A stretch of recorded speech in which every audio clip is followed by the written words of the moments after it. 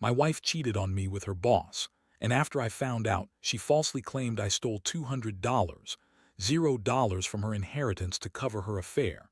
Now we're headed to court over the house valued at $750, $0, and a life insurance payout I supposedly embezzled. I never thought I'd be the guy posting about his marriage falling apart over something as messy as this, but here I am. The most unexpected moment. Finding out my wife, Lisa, was screwing her boss, Mark, right under my nose. I mean, I knew she was acting weird lately, secretive texts, late nights, a strange new perfume she started wearing. But I never expected it to be something so blatant, so disgusting. It's like she wanted me to catch her, to rub it in my face that she was cheating while I was clueless. We'd been together for 8 years, married for 5. We had a pretty decent life, big house, good jobs, enough money to never worry. I was a finance guy, always focused on making sure we were secure financially. Lisa was a marketing exec, ambitious and sharp. I thought we had a solid foundation, but I started noticing small things first. Her phone pinging late at night, her being overly defensive when I asked about her whereabouts, the way she'd suddenly become obsessed with her appearance. She even started hiding her phone more, keeping it face down all the time. One night I was lying in bed, scrolling through my own messages when I saw a new contact pop up, Mark. I froze. My stomach sank. I looked closer and saw a string of texts, flirty, suggestive, clearly more than just a professional relationship. They were talking about meeting up after work, secretly, as she put it. She told him she was so tired of being alone, and he responded with some pretty explicit stuff about how he'd take care of her. I couldn't believe it. My wife, who I thought was the most loyal person I knew, was cheating on me with her boss. At first, I didn't want to believe it.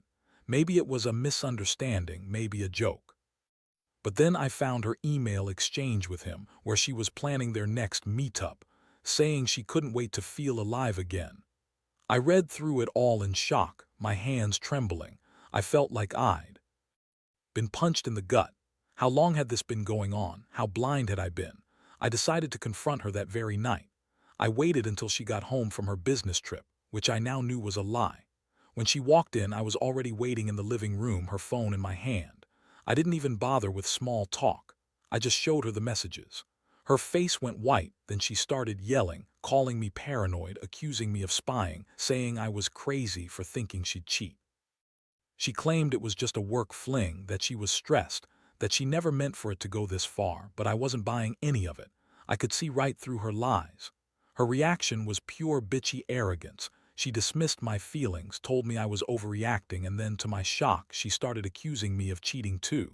Said I was probably screwing around because I was boring her. That hurt more than anything. I've always been faithful, always honest. To hear her spin it that way, like I was the one who was unfaithful, was a slap in the face. That night I felt every emotion you can imagine: anger, betrayal, sadness, confusion. I felt like I didn't even recognize the woman I married. I'd always thought we were solid, that we trusted each other. Turns out she was hiding this whole other life. The worst part, she kept insisting she loved me, that it was a mistake, that she'd end it. But I knew better. I knew she was lying. That's when I started realizing this wasn't just about the affair. It's about the money too. I'd recently inherited a sizable estate from my grandmother, about $200, $0, and I'd kept it separate, thinking I'd use it for us, for our future. But I started wondering if she'd been eyeing that inheritance, or if she was using her affair as a way to manipulate me into giving her more control over the house, the money, everything. The next morning, I sat down with a coffee, trying to process what I'd just uncovered. I couldn't believe I was in this mess. My gut told me I needed to find out just how deep her lies went. I decided to dig into her financials, her emails, her phone. I wanted to know if she'd been planning this all along. It was clear she'd lied about her whereabouts, lied about her feelings, and now she was trying to spin it as a mistake. But I knew better. This was betrayal on a scale I never thought I'd face. I felt like I'd been hit by a truck. I loved her, or at least I thought I did. Now I wasn't sure if I ever really knew her at all. I was angry, yes, but also hurt. Deep down, I was just hurt that the woman I trusted the most had turned out to be someone I didn't recognize. I kept asking myself, how did I miss all the signs? How did I let her get away with this? Now I'm at a crossroads. I've got her caught red-handed, but the fallout is just beginning. She's claiming I stole $200, $0 from her inheritance to cover her affair. An outright lie, but she's trying to spin it to get the upper hand in the upcoming court battles over the house, valued at $750, $0, and a life insurance payout I supposedly embezzled. It's all a game to her, and I know I need to be smarter. I need to protect what's mine, what's rightfully mine. But honestly, I'm just exhausted. Every day feels like I'm walking through a minefield, waiting for her next move, wondering how I got here. After that night, everything changed. I couldn't sleep, I couldn't focus. My mind kept replaying every moment, her sneaky texts, her fake tears, the way she dismissed everything I brought up. It was like I was living in some weird nightmare I couldn't wake up from. I knew I had to act fast, not just to protect myself, but to expose her lies and figure out what her real game was. First thing I did was get a private investigator. I figured if she was cheating, she'd be hiding more than just her affair with Mark. Sure enough, within a week, the pie came back with some shocking intel. Lisa had been seeing Mark for months, sometimes multiple times a week, even taking trips with him. But what really threw me for a loop was what he uncovered about the money. Turns out Lisa had been transferring small amounts of money from her inheritance, about $20, $0 here, $30, $0 there, into secret accounts. She'd been planning this for a while, I think, trying to cover her tracks. The pie also found evidence that she'd been pushing to get her hands on the house, more than just her share.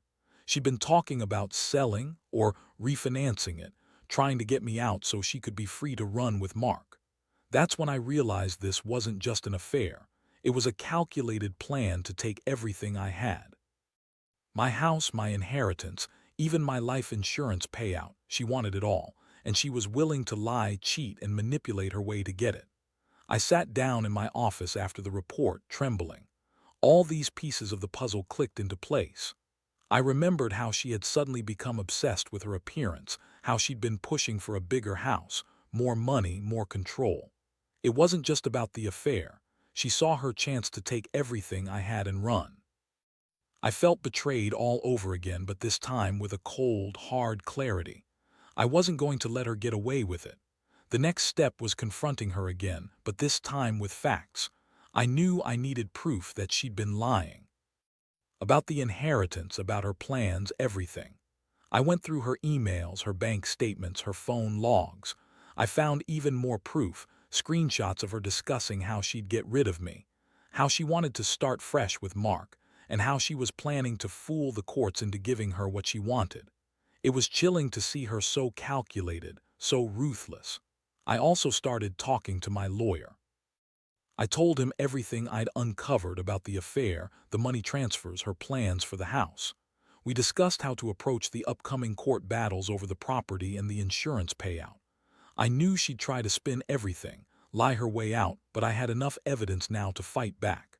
I had to get ahead of her lies to make sure I kept what was mine.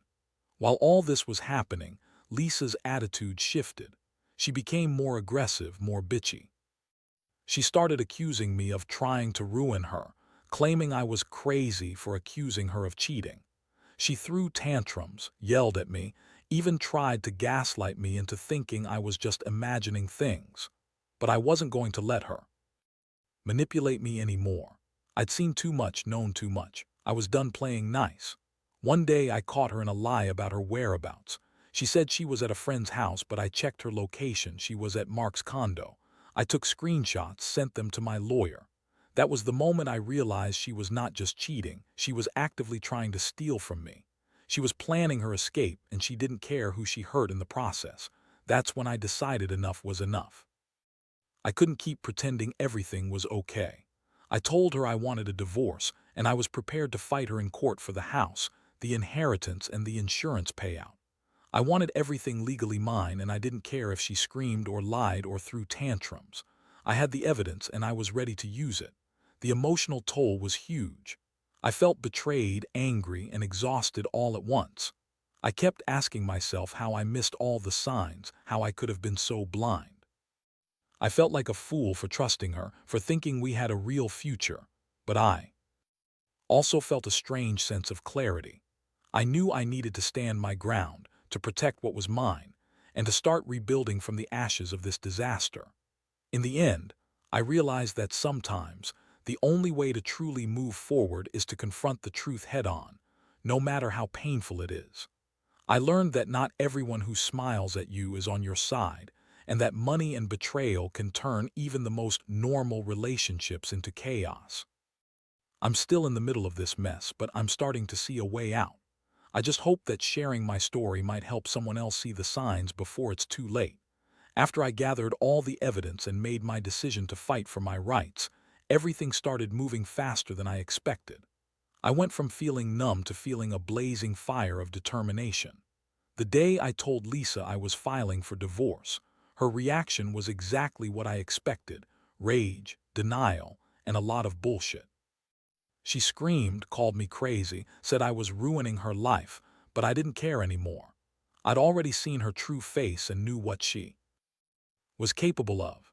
My lawyer started working on the case immediately. We filed the paperwork, and I made sure to include every shred of evidence I had: texts, emails, bank statements, even the GPS logs showing her at Mark's condo. I wanted to make it clear I wasn't going down without a fight.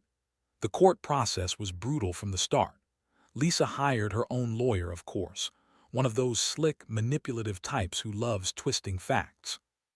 She tried to spin everything, claiming I was paranoid, that she had no affair, and that I'd been embezzling money myself. Her claims about the inheritance and the house became the central focus. She insisted that I had stolen the $200, $0 from her inheritance to cover some supposed gambling addiction or some other lie she cooked up. She even claimed I'd been embezzling from her life insurance payout, which was outright laughable. The insurance company had already confirmed that I was the beneficiary and that all the paperwork was legit. I had nothing to hide there, but she kept pushing, trying to paint me as the bad guy, the thief. Meanwhile, I was digging through her financials, trying to find any crack in her story. I discovered she'd been secretly transferring money into accounts she never mentioned, possibly planning to use it to buy herself a new life after she took what she wanted. I also found out she'd been talking to some shady real estate agents about flipping the house or selling it without my knowledge. That was a huge red flag. She wasn't just cheating, she was actively plotting to steal from me. One of the most shocking moments came when I found out she'd been secretly negotiating with a lawyer about signing a postnuptial agreement, one that would give her everything if we divorced, including the house and her inheritance. She'd been planning this for months. I felt sick. How could she be so calculating, so cold? It was like she was already mentally checked out, just waiting for the right moment to strike. I decided I needed to hit back harder. I hired my own forensic accountant to trace every dollar. I wanted to prove she'd been lying about the inheritance, about the money she claimed I'd stolen. I also subpoenaed her bank accounts and her phone records. The more I dug, the more I realized she'd been lying about her financial situation, about everything. She'd been hiding money, planning her escape, all while pretending to be the perfect wife. The court hearings were intense. Lisa's lawyer tried to discredit me, call me paranoid, accuse me of trying to sabotage her career, but I had the evidence to back up every claim.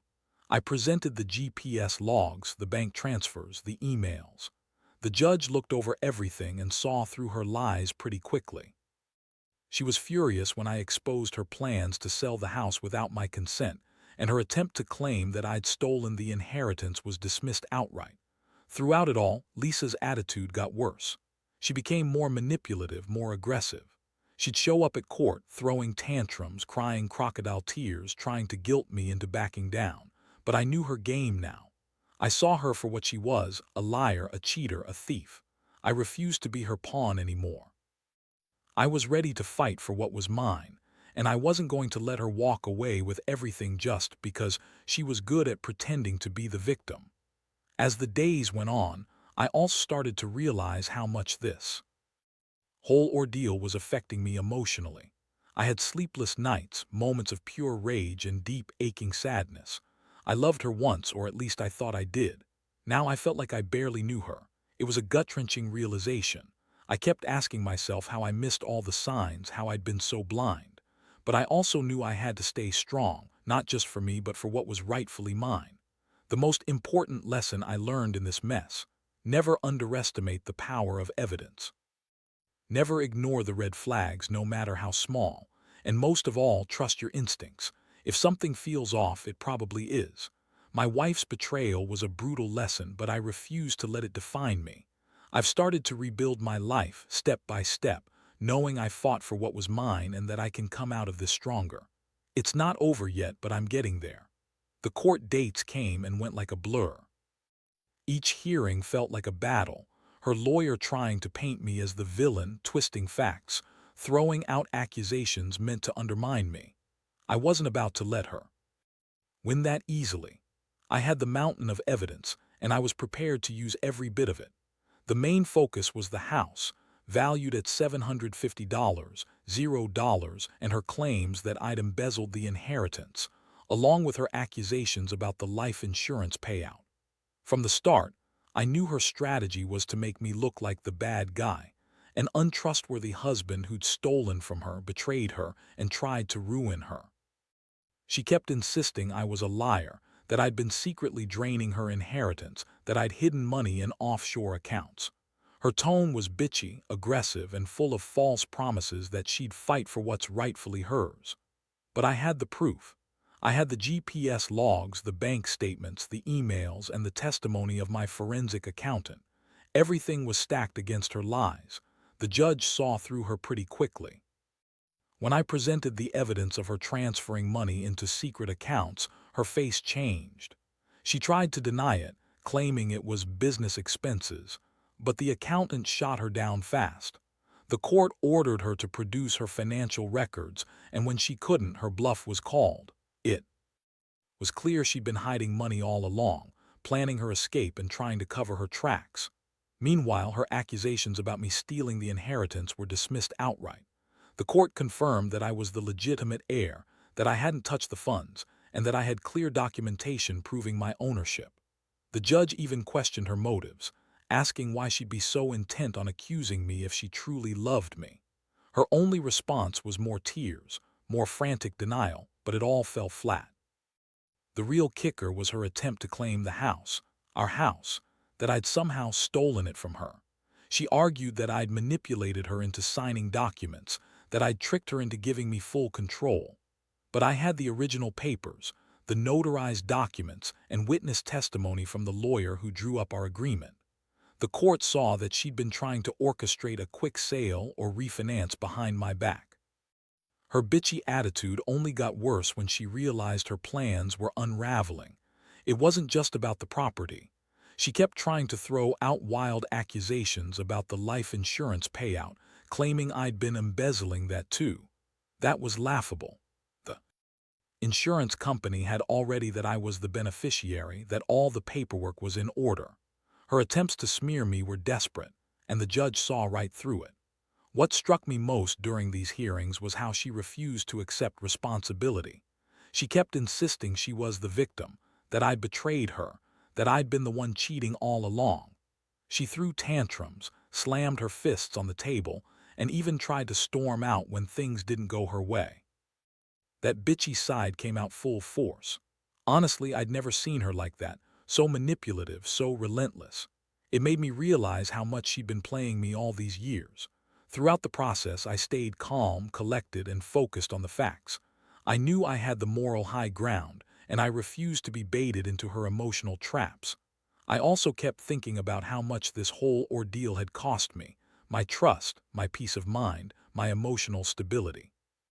But I also knew I had to keep going, for myself, and for whatever future I could salvage. One moment that really stuck with me was when the judge asked her directly why she'd been secretly planning to sell the house. She hesitated, then finally admitted she'd been considering her options, but insisted she didn't intend to cheat or steal. That was a lie, plain and simple. Her bitchy attitude and manipulative words only confirmed that she'd been lying the entire time. I saw her for what she really was, a woman desperate to take everything I had, no matter the cost. By the end of the hearings, the judge ruled mostly in my favor. The court confirmed my ownership of the house, ordered her to return the money she transferred into her secret accounts, and dismissed her claims about the inheritance and life insurance. The final judgment was a huge relief, but it also left me exhausted. I'd fought hard for what was rightfully mine, and I'd proven her lies false, but the emotional scars ran deep. I realized that no amount of money or court victory could undo the betrayal I'd experienced. It was a lesson in trust, in watching out for the signs of a partner who might turn out to be a stranger. I also learned that sometimes the truth is the best weapon. You just have to be brave enough to wield it. Now I'm focusing on rebuilding, on healing from this mess, and on making sure I never let someone like her manipulate me again. The whole thing has been a brutal wake-up call, but I'm determined to come out stronger on the other side. The aftermath of the court's decision hit me like a ton of bricks, but in a strange way, it also felt like a weight finally lifted. After all the lies, manipulations, and emotional turmoil, I had prevailed, at least legally. But the personal damage was another story. I couldn't sleep for days, replaying everything, trying to process how I'd been so blind for so long. The woman I loved, the woman I thought I knew, had turned into someone so cold, so calculating, that I barely recognized her anymore. Her bitchy attitude didn't disappear after the court ruling. If anything, it intensified. She kept trying to gaslight me, claiming I was stalking her, that I was obsessed with her affair, and that I was the real villain in all this. She'd scream at me, accuse me of trying to ruin her reputation, and even threaten to take me to court for defamation. It was exhausting. I'd never seen her so manipulative, so relentless in trying to turn the tables. She also started making wild accusations to friends and family, claiming I'd been abusive, that I'd stolen from her, and that I was mentally unstable. All false, of course. I knew her game now. She was trying to isolate me, to make everyone see her as the victim. But I refused to let her control the narrative. I kept quiet publicly, focused on my own healing, and let the evidence do the talking in court. One thing that struck me during this period was how much money she'd been trying to hide. I'd already uncovered her secret accounts, but I kept digging, wanting to be sure I had everything. I hired a private investigator to look into her recent transactions. Turns out, she'd been funneling money into offshore accounts, probably planning to disappear once she had what she wanted. She'd been secretly transferring funds, another $50, $0 here, another $70, $0 there, just enough to give her a cushion for her escape. That discovery made me realize how deeply she'd planned this whole betrayal. It wasn't just a fling. It was a carefully orchestrated attempt to take everything. I had then run away. I felt a mix of anger and sadness. How could someone I loved turn into this manipulative, greedy person? I'd given her everything, my trust, my support, my heart, and she repaid me with lies and theft. In the weeks that followed, I focused on rebuilding my life. I started therapy because honestly, I needed help processing all of this. I also took control of my finances, closing her accounts and making sure she had no access to my money. I changed the locks on the house, put in security cameras, and made sure I was protected from any further schemes. I realized I'd been too trusting, too naive, but now I was learning how to protect myself.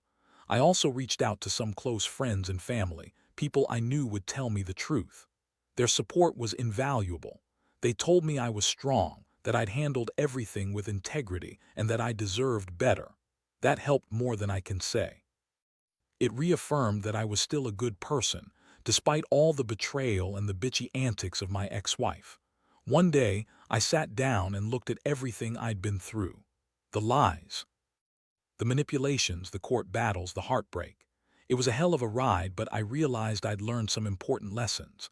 Never ignore your instincts. Trust is everything, but it's also fragile. And most importantly, if someone shows you they're a liar and a thief, believe them the first time. Don't wait until it's too late. Now I'm focused on moving forward. I've started dating again, cautiously but with more awareness. I know what red flags look like now. I know that some people are only out for themselves, and I refuse to be again. I've come to accept that sometimes the only way to truly get closure is to fight for what's rightfully yours, even if it costs you everything emotionally. Looking back, I don't regret fighting. I don't regret uncovering the truth. And I definitely don't regret standing up to her bitchy manipulations. If anything, this whole ordeal has made me stronger, more resilient, and more aware of what I need to avoid in the future.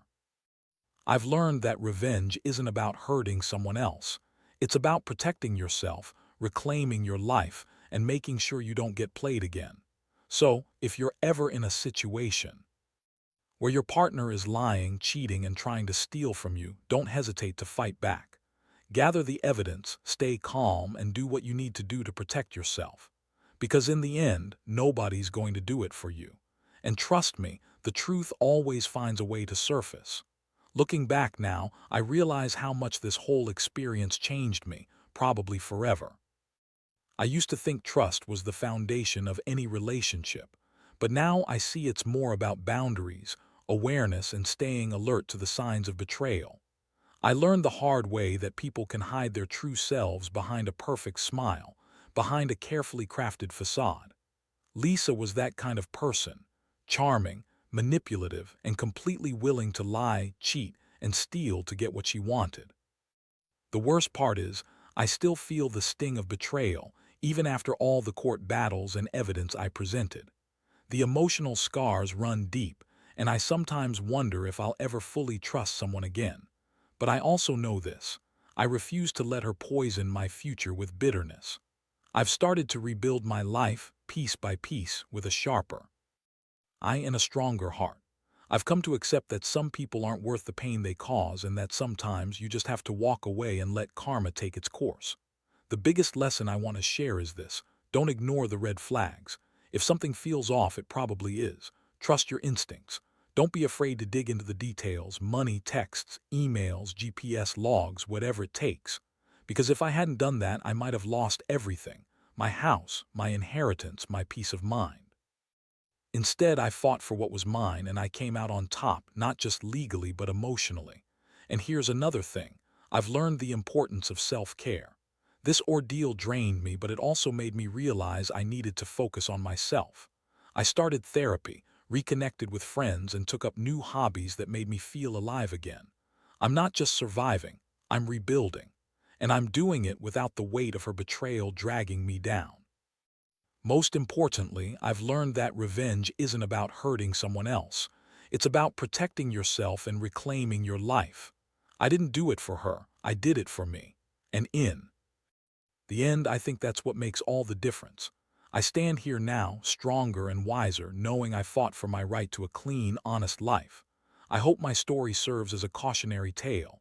Be vigilant, be honest with yourself, and never let anyone take more than they deserve, especially not someone who's willing to lie, cheat, and manipulate to get it. Life goes on. The pain fades, but the lessons stay. I've accepted that I can't change the past, but I can control my future. And I'll never again let someone's lies and bitchy manipulations destroy what I've worked so hard to build.